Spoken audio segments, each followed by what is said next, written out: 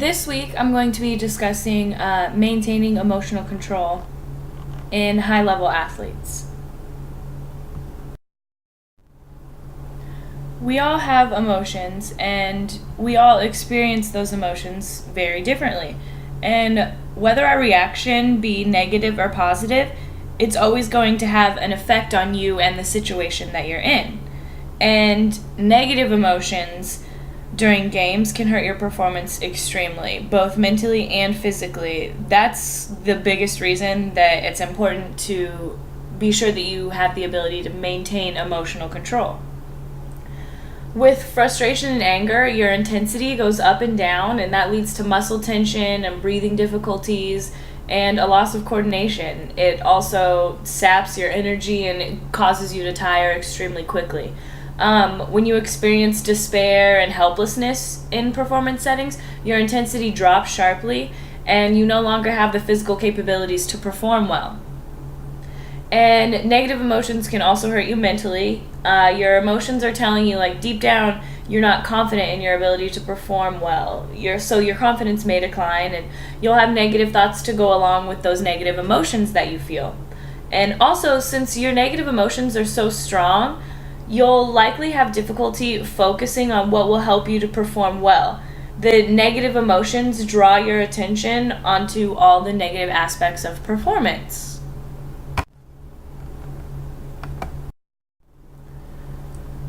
Maintaining emotional control is something that's easier said than done.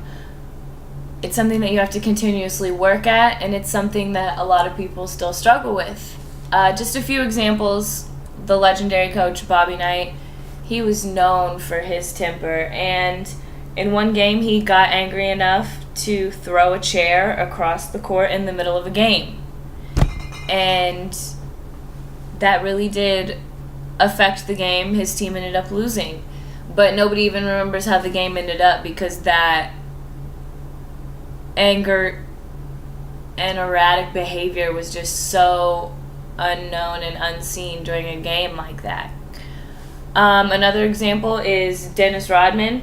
He was known for his fierceness and his attitude. In 1997, he actually kicked the cameraman and he received a suspension and fine because he got angry in the game.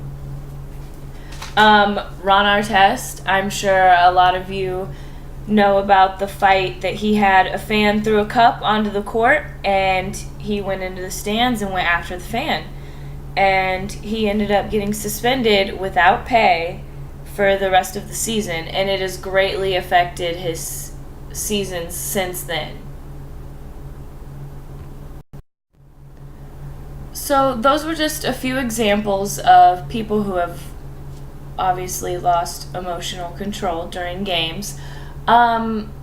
And one important key regarding maintaining emotional control is understanding what causes the mental breakdown and what causes you to get angry and sad. And I've got a few things listed. They're the most common causes. Perfection. When you don't perform perfectly, you lose your composure because you become frustrated, and then you focus too much on your errors instead of the tasks that are needed to perform well. Social approval, or worrying too much about what others think. Worrying too much distracts you from your performance, plain and simple. You lose your composure because you're too concerned with how others may perceive your performance. Irrational beliefs. They cause you to stay stuck in old, ineffective patterns of behavior, like, I'll never make this free throw, or I'm always going to miss this shot, or I have to hit this shot, or everyone will hate me. Those type of irrational beliefs, if you let yourself get stuck in those, you'll have ineffective patterns of behavior. Fear of failure. It's very common. This can lead you to play defensively and tentatively instead of composed and freely and really enjoying the game. Dwelling on errors. When you get too caught up in your mistakes and you dwell on them, it becomes easier to get frustrated and you lose your emotional control, which won't help you stay composed after your errors happen. So those are just a few of the causes of losing your emotional control, but like I said, we all react to situations differently and we all perceive emotions differently. So there are many more causes that can affect athletes and coaches. So now that we discussed a few causes of losing emotional control, I want to just discuss some research and techniques that there are out there. It's extremely important to have the ability to maintain emotional control, especially in performance settings. And when dealing with emotional regulation, we can first distinguish between antecedent-focused and response-focused strategies.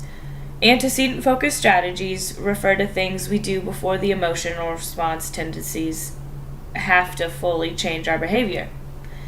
And the antecedent strategy is focused on altering the effect of emotion-generating cues. Reappraisal is an antecedent-focused strategy because it occurs early and intervenes before the emotion response tendencies have been fully activated. And reappraisal just involves changing the trajectory of emotional responses by reinterpreting the meaning of an emotional stimulus. So basically, turning a bad situation and finding the silver lining, you could say. Suppression is the attempt to inhibit or reduce ongoing emotion-expressive behavior. And suppression is a response-focused strategy because it comes relatively late in the emotion generative process and primarily modifies the behavioral aspect of the emotion response tendencies. While both reappraisal and suppression can be helpful, there's a lot of research that suggests that reappraisal is the better option, clearly, because reappraisers experience greater positive emotion, whereas suppressors experience lesser positive emotion. Using suppression as a regulation strategy is stressful and taxing on the mind and the body in a way that reappraisal is not. Suppressing the feelings and not acknowledging them is very stressful on the body.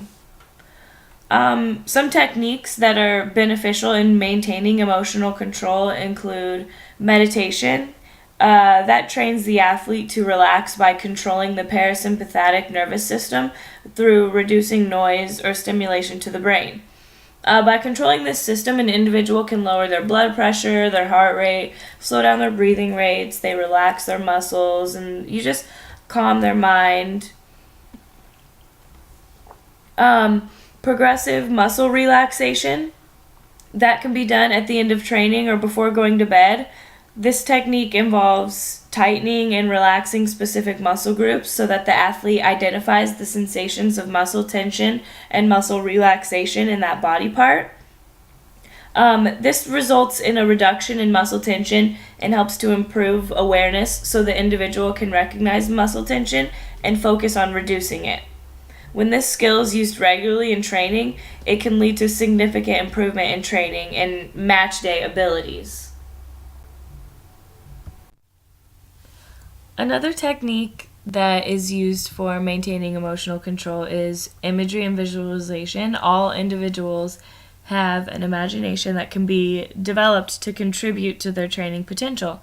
Imagery, relaxation, and visualization involve using the imagination to create a vivid scene. The image created by the individual should evoke feelings of comfort and relaxation. Breathing exercises are used frequently in martial arts, but they can be applied in other aspects. Learning and applying breathing techniques and focusing on relaxing tense muscles can lead to a much more relaxed state for the athlete. Music is a very underutilized tool as an adjunct to training. It's equally as effective in evoking a relaxation response if an appropriate style or piece is selected compared to listening to music in the gym for motivation. One technique that I like to use as an example for composure is the 3 R's. The 3 R's for composure stand for recognize, regroup, and refocus. The first step is to recognize that you're dwelling on the mistake, which limits your ability to focus on your next play. The next task is to regroup by interpreting the chain of thought. This requires you to kind of battle with your own emotions and try to flip your own irrational thinking. For example, you might say, I'm a shooter, stay patient, wait for your shot, which goes against every negative thought which is already in your head. But you have to push through it and regroup those thoughts. The last step and the most crucial is to refocus on the next play. Ask yourself what you need to focus on right now to do your best for the next play. And that answer will help you to refocus on the task relevant cues. Maintaining emotional control is something that is so important because it not only affects you, but it affects your teammates and your coaches and everybody that's involved in the situation. So it's extremely important to focus on keeping that emotional control. So if you have any questions on any of the techniques that I mentioned, feel free to ask me. I would be happy to answer any of them. And thank you very much for your time.